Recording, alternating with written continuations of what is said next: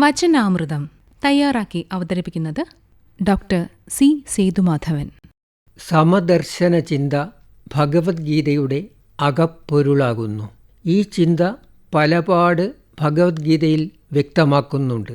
ഭഗവത്ഗീതയിലെ 6-ാം അധ്യായത്തിൽ ശ്രീകൃഷ്ണൻ അർജുനനോട് പറയുന്നു, സർവഭൂതസ്ഥമാത്മാനം സർവഭൂതാനി ചാത്മനി ഈക്ഷതേ യോഗയുക്താത്മാ സർവത്ര സമദർശന.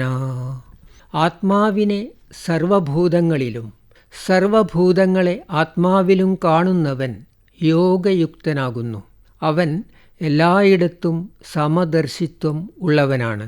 ബഹുപക്ഷ ചിന്തകളെ ഉൾക്കൊള്ളുന്ന ഭഗവത്ഗീത മനുഷ്യനെ യഥാർത്ഥ ജ്ഞാനത്തിലേക്ക് നയിക്കുന്നു. ജ്ഞാനമെന്നത് വെറും അറിവല്ല, ജ്ഞാനം ബ്രഹ്മവിത്താകുന്നു. അതിനാൽ ബ്രഹ്മജ്ഞാനത്തിനുചിതമായ രീതിയിൽ ഒരു വ്യക്തിയെ എങ്ങനെ രൂപപ്പെടുത്തിയെടുക്കാമെന്നത് ഭഗവത്ഗീതയുടെ ചിന്താവിഷയമായി തീർന്നു.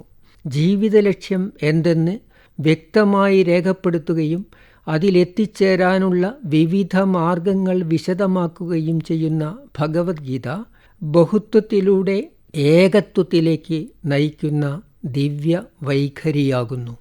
യുജ് എന്ന ധാതുവിൽ നിന്നാണ് യോഗശബ്ദത്തിൻ്റെ ഉത്പത്തി. കൂട്ടിച്ചേർക്കുക എന്നതാണിതിൻ്റെ അർത്ഥം. ആത്യന്തിക ചിന്തയിൽ ആത്മാ പരമാത്മാ ലയമാണ് യോഗം.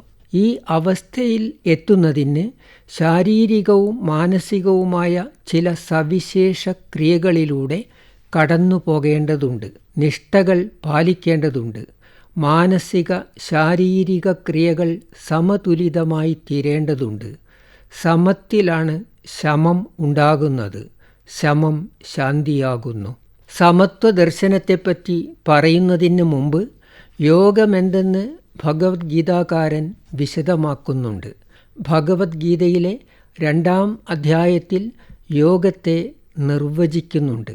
സമത്വം യോഗ ഉച്യതേ എന്നും യോഗ കർമ്മസു കൗശലം എന്നും ശ്രീകൃഷ്ണൻ വ്യക്തമാക്കുന്നു. കർമ്മം എങ്ങനെ ചെയ്യണമെന്ന് വ്യക്തമാക്കിയ ശേഷമാണ് യോഗത്തെ നിർവചിച്ചത്. ഈ പ്രപഞ്ചത്തിലെ സർവചരാചരങ്ങളും ദൈവസൃഷ്ടികളാകുന്നു. പ്രത്യക്ഷത്തിൽ മാത്രമേ വൈവിധ്യമുള്ളൂ. ഈ വൈവിധ്യം വ്യക്തിത്വത്തിൻ്റെ ഭാഗമായി വന്നു ചേർന്നതാണ്. എന്നാൽ എല്ലാറ്റിൻ്റെയും ആധാരം ഒന്നാകുന്നു.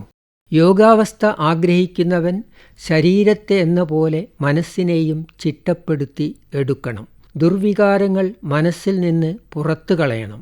മനസ്സ് സുഖഭോഗങ്ങൾക്കു പിറകെ സഞ്ചരിച്ചെന്നിരിക്കും. ആഗ്രഹങ്ങൾ ഒന്നിനു പിറകെ മറ്റൊന്നായി മനസ്സിലേക്ക് തള്ളിക്കയറും.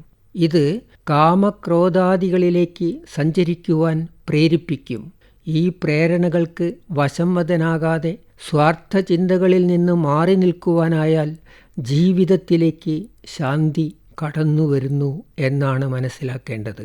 ആചാരാനുഷ്ഠാനങ്ങളിലൂടെ മനസ്സിനെ നിയന്ത്രണ വിധേയമാക്കാൻ യുക്താത്മാവ് എപ്പോഴും ശ്രമിച്ചുകൊണ്ടിരിക്കും.